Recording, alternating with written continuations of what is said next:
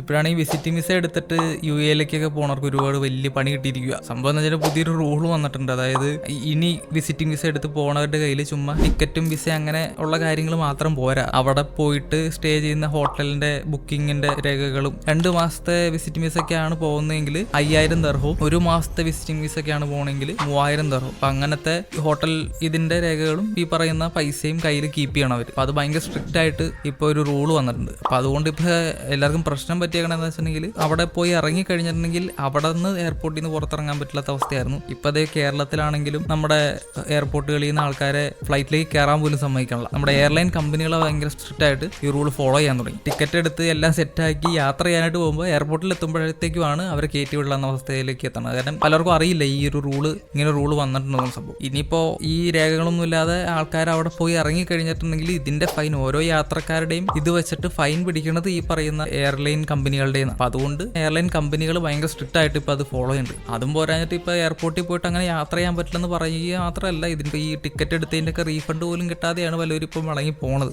ഇപ്പൊ നമ്മുടെ മലയാളികളാണെങ്കിൽ കുറെ പേര് വിസിറ്റിംഗ് വിസയ്ക്കൊക്കെ പോയിട്ട് കുറച്ച് അടിച്ചു പൊളിക്കാം, ദുബായിലാണെങ്കിൽ അവിടെ ഇവിടെയൊക്കെ പോയി അടിച്ചു പൊളിക്കാന്നൊക്കെ വിചാരിച്ച് ഇരിക്കുന്ന കുറെ പേരുണ്ട്. അപ്പൊ അവർക്കൊക്കെ നല്ലൊരു പണിയാണ് ശരിക്കും പറഞ്ഞാൽ കിട്ടിയേക്കണത്.